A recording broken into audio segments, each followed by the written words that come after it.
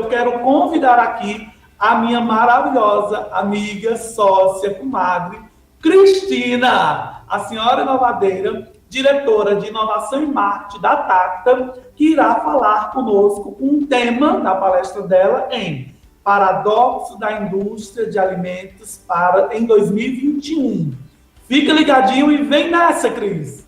Oi, Daphne, que bom estar aqui novamente nesse palco do Horizonte, sempre um prazer.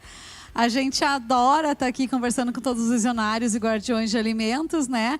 E que bom estar interagindo com você também mesmo à distância, mas talvez esse até seja um dos paradoxos da indústria de alimentos, né? Que a gente é completamente físico, mas ao mesmo tempo a gente está conseguindo fazer muita coisa online, né?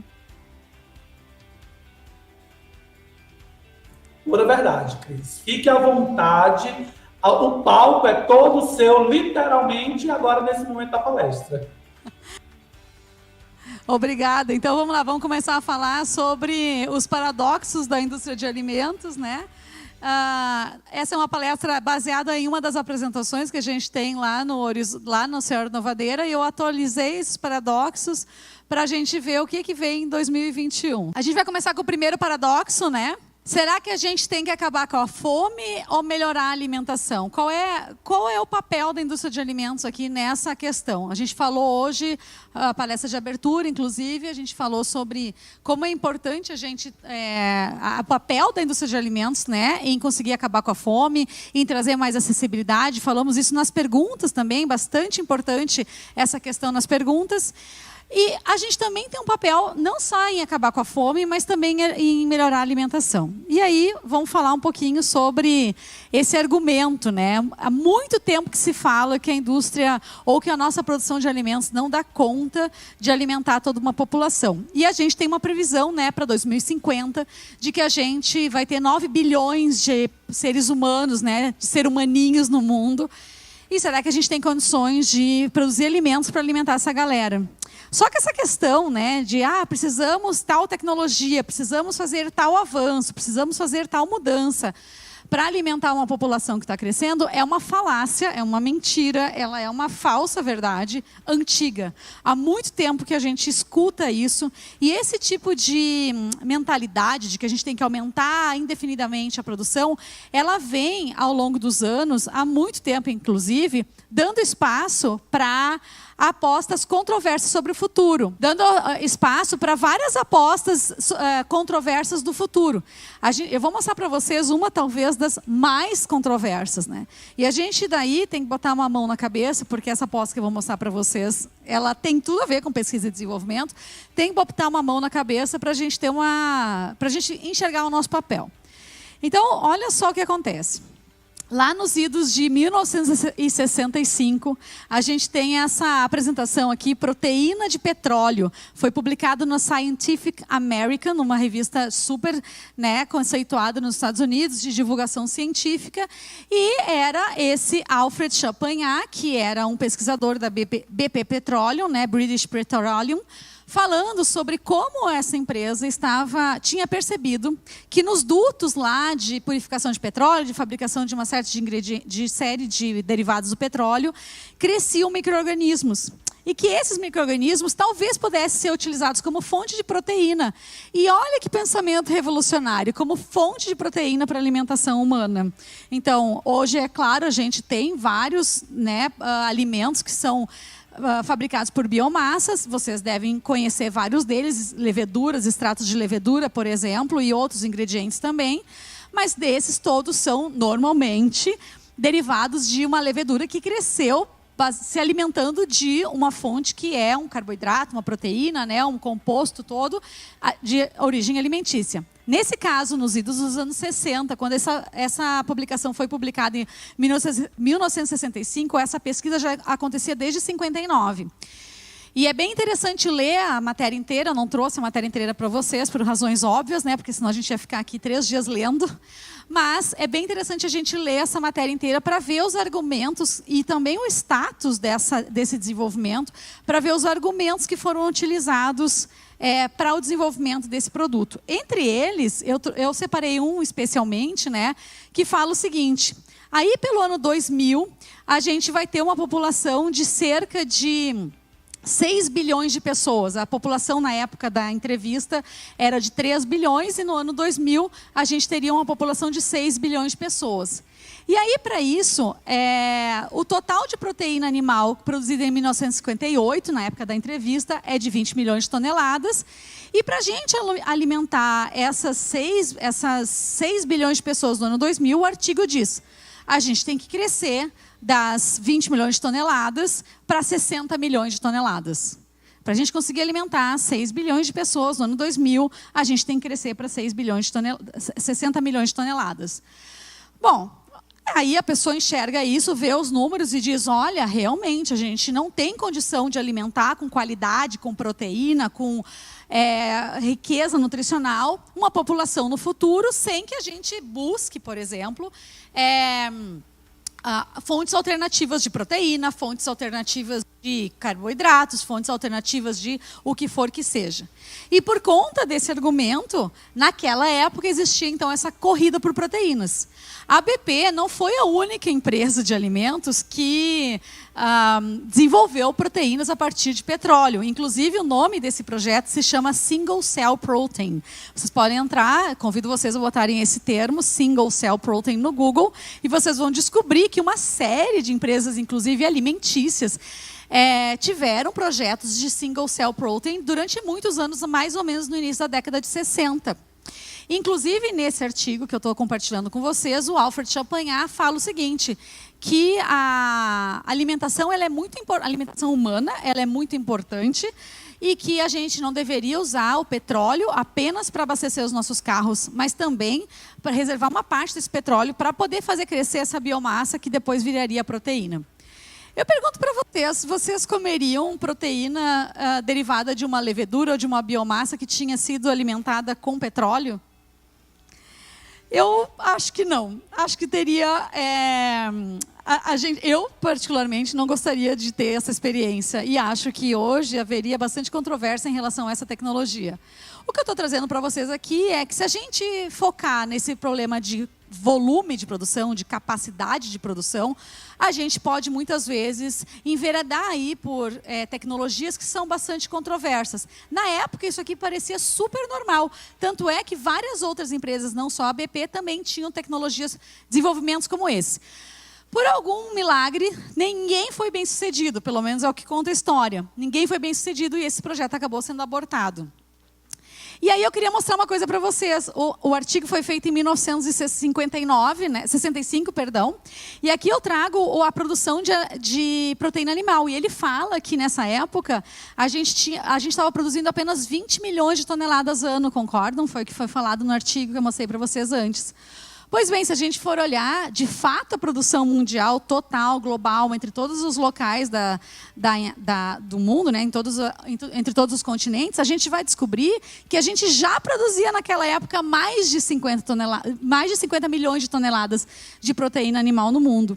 E quando a gente chegou aí pelo ano 2000, a gente produzia muito mais. E esse muito mais é muito mais mesmo, né?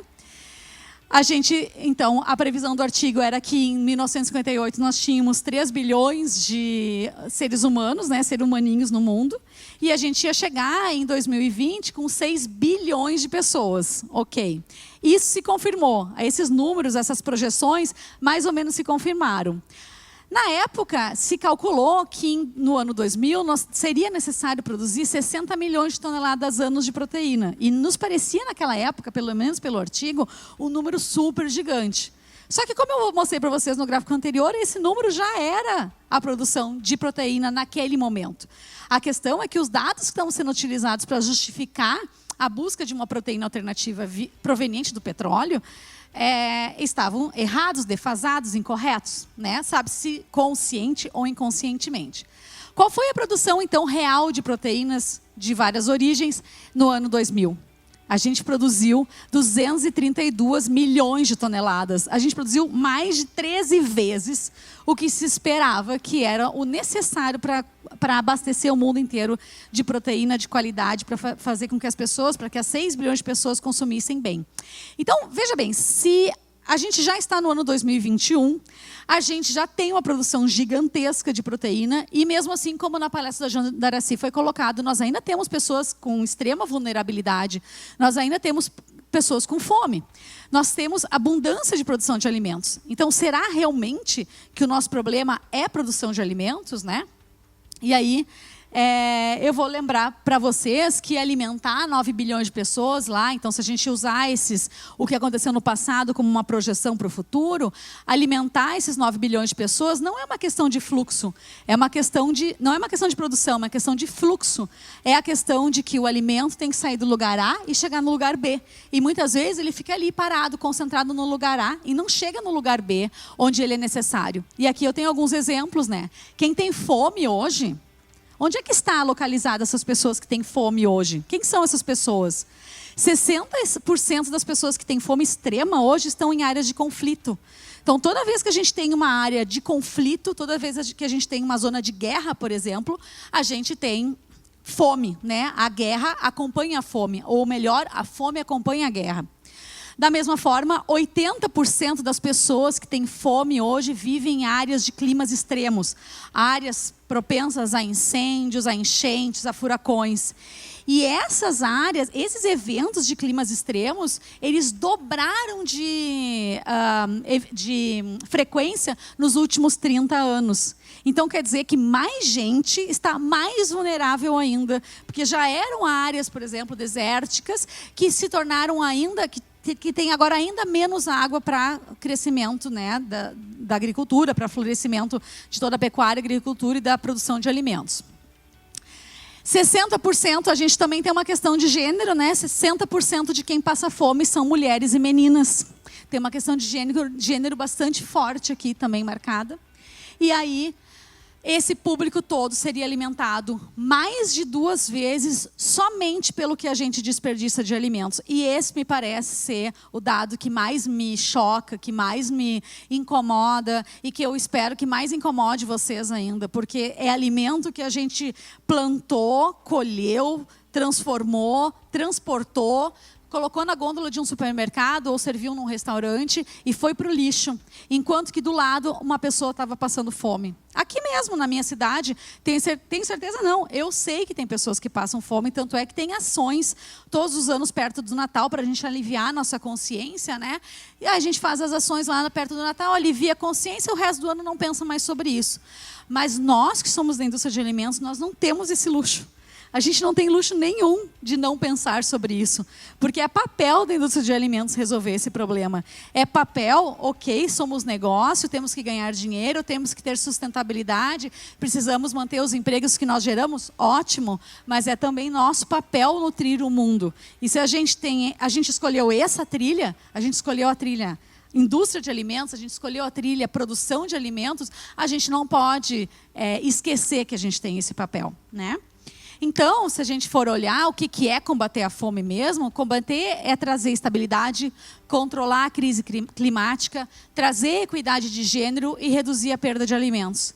Não é produzir mais. Toda vez que vierem para vocês com o papinho, a gente precisa produzir mais alimentos porque 9 bilhões de pessoas em 2050, que eu já escutei nos últimos 5 anos, desde que a senhora Novadeira começou, eu já escutei essa conversa pelo menos 1 trilhão de vezes.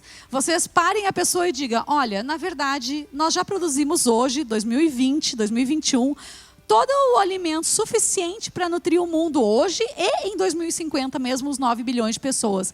A questão é fazer esse alimento chegar em quem precisa.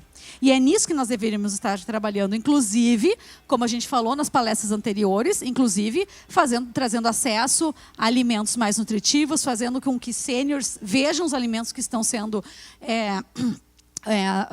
ofertados para ele, desenvolvidos para ele, fazendo com que esses alimentos também sejam mais baratos, mais acessíveis, né? Para que não apenas eu, que posso ir lá comprar num mercado de luxo, mas também o meu colega que tem uma vulnerabilidade, que precisa comprar nos mercados mais simples. Para que todos esses alimentos sejam acessíveis. Eu acho que esse é o grande papel dos visionários de alimentos, né? Esse é o nosso grande papel, muito mais do que encher os nossos próprios bolsos, muito mais do que encher os bolsos de outras pessoas, é a gente fazer com que essa sustentabilidade, que também se transmite em acessibilidade, seja uma verdade dentro da indústria de alimentos. E Aí uma outra pergunta, né? Assim, já que a gente está falando de produção de alimentos e de fome, por que a obesidade vem crescendo em todas as regiões do mundo? E se espera, por exemplo, para 2025, daqui a 4 anos, que a obesidade cresça 40% em relação aos níveis em que ela estava em 2012.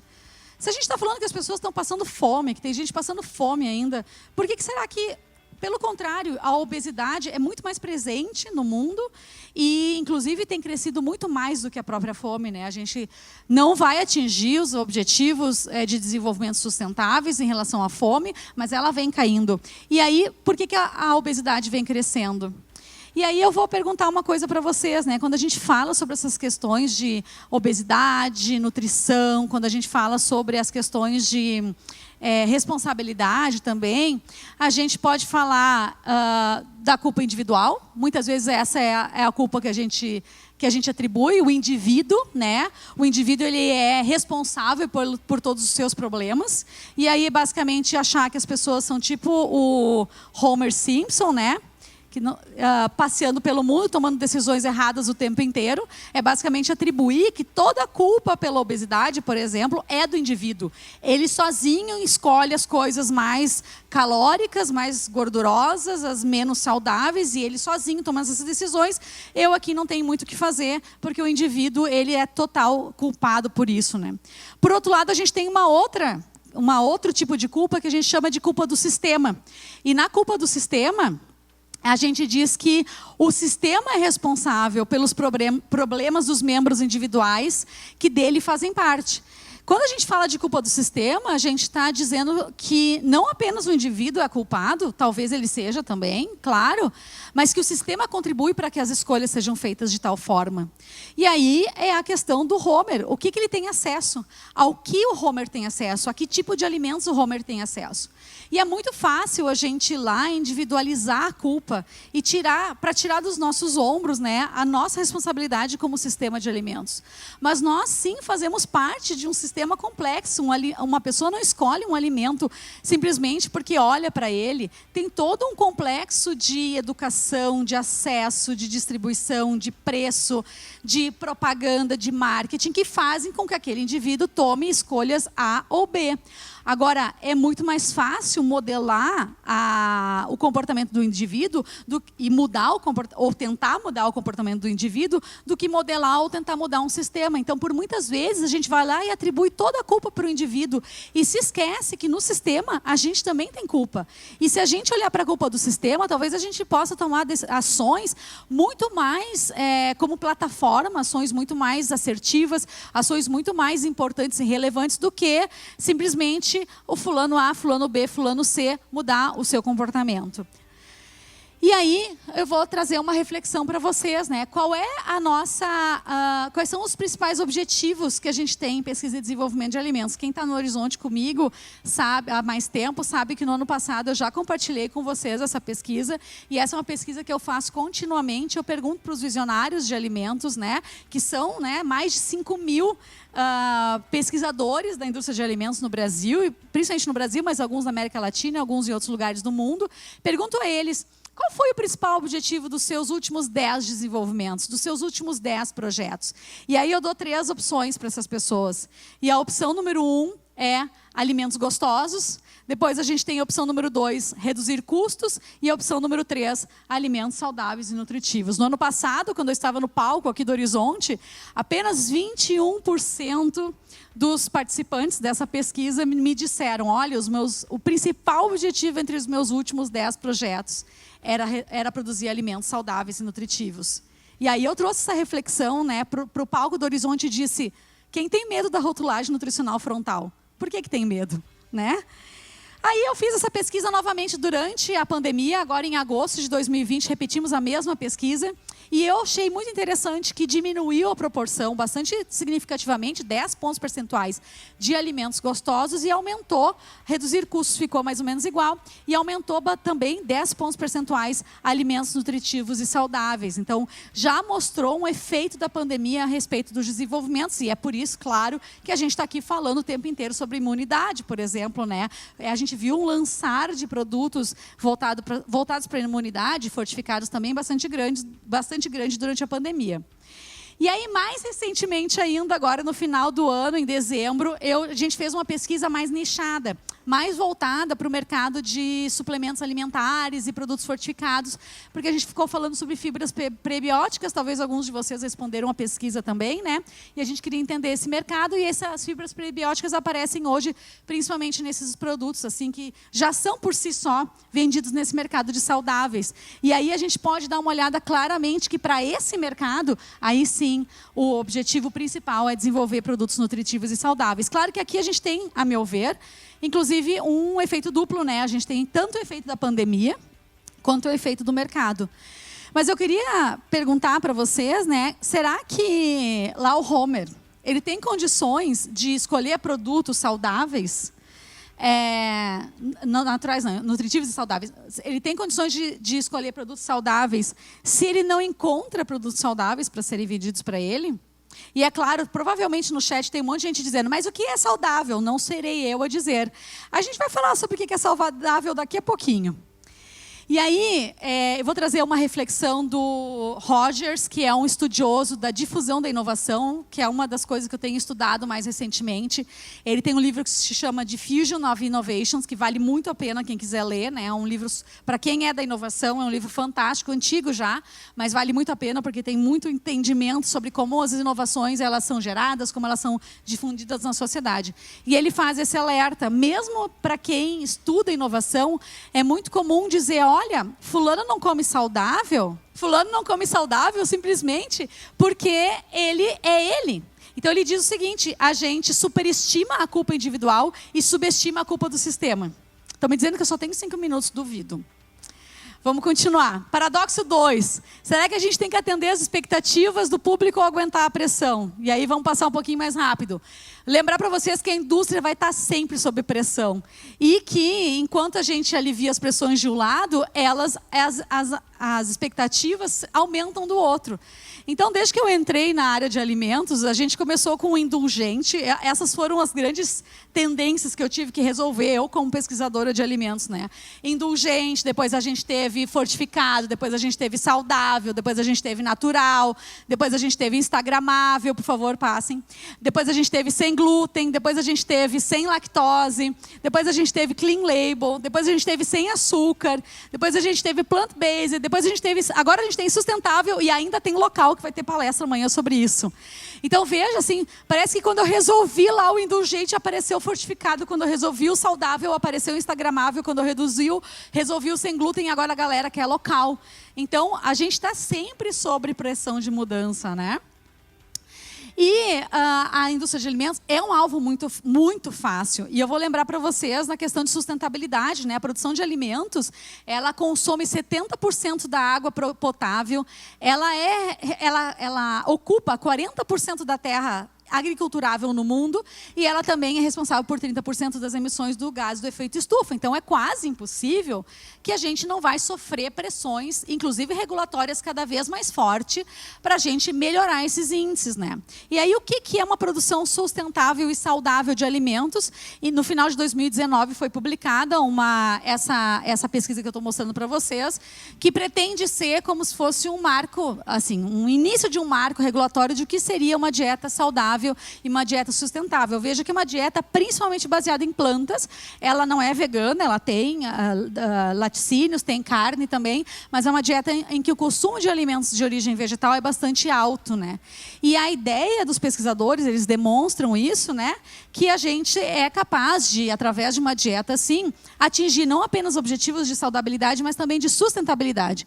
E esses aqui seriam as variáveis de controle para uma produção sustentável na indústria de alimentos. Então, se vocês não têm aí esse indicador, já cola nesses aqui, ó, que são indicadores novos para vocês aí na indústria de alimentos. Vocês adoram indicador, não adoram? Esses seriam os indicadores que nos diriam se a gente realmente tem um produto sustentável e saudável ao mesmo tempo. Aqui eu também estou mostrando um infográfico feito pela National Geographic que demonstra mais ou menos o que a gente deveria comer pouco, como carne vermelha, o que a gente deveria comer mais, como vegetais, quantas gramas de cada um e o que é mais sustentável e menos sustentável de cada um deles. Então, cruzando a questão de sustentabilidade com saudabilidade. E aí lembrar também que a sustentabilidade em alimentos é sempre um balanço, né? Não adianta a gente olhar só para a cápsula e dizer, nossa, que absurdo, single-use plastic, né? Um plástico de uso único. Se a gente olhar só para isso, a gente é capaz de esquecer o ciclo de vida do produto.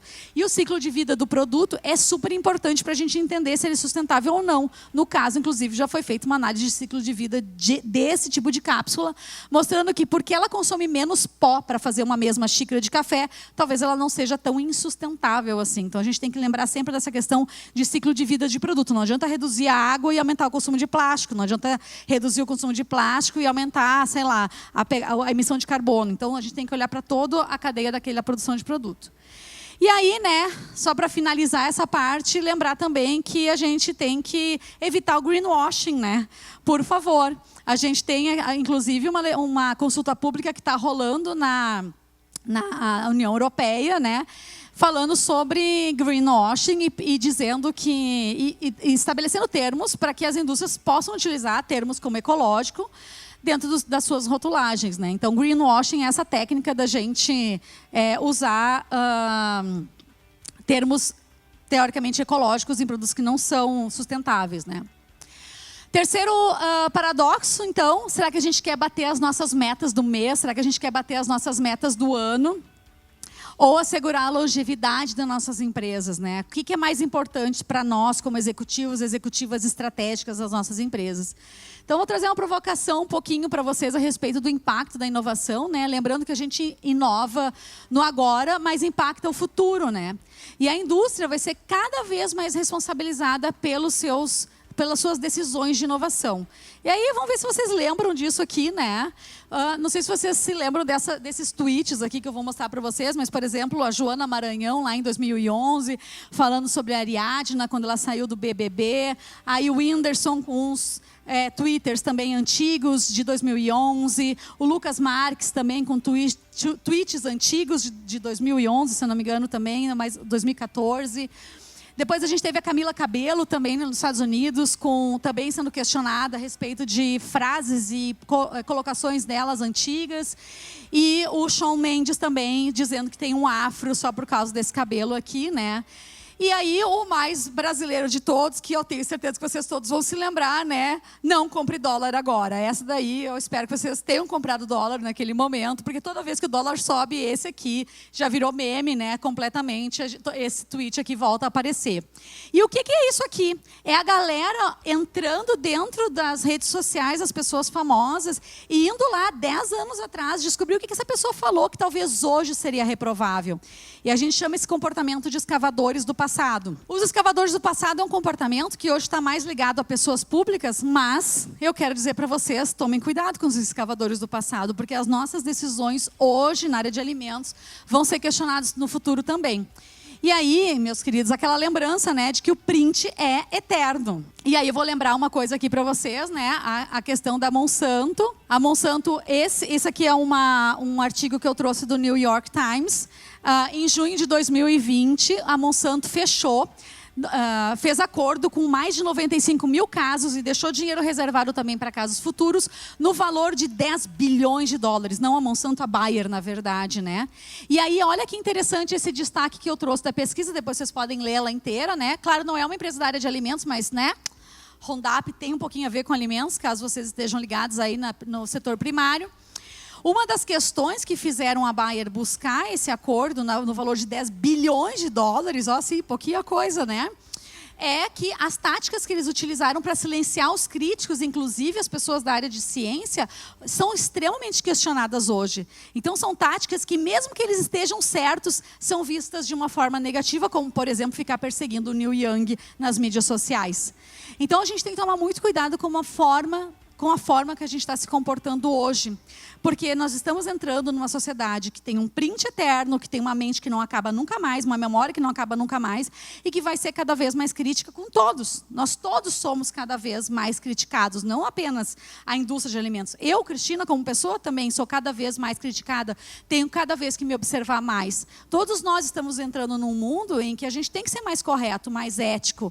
E eu estou chamando vocês a reflexão de que esse é um dos nossos paradoxos. Talvez a gente não vai bater a meta do mês, porque a gente vai ter que tomar decisões mais acertadas para o longo prazo das nossas empresas, né?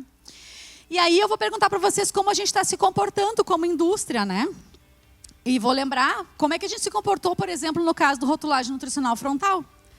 Como a gente se comporta em relação ao guia alimentar da população brasileira? 2 temas controversos na indústria de alimentos, não?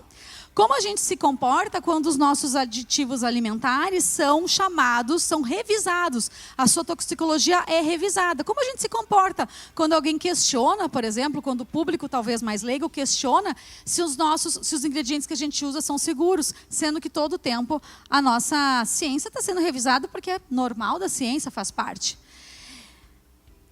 Então, a minha pergunta para vocês é a seguinte: como as nossas decisões serão vistas daqui a 10 anos? E eu trouxe aqui inclusive um GIF com a bomba atômica, porque justamente os cientistas que trabalharam na bomba atômica, eles não gostaram depois do que aconteceu com a bomba atômica, e muita gente se arrependeu de ter trabalhado nesse projeto. Então eu queria trazer essa reflexão para vocês também.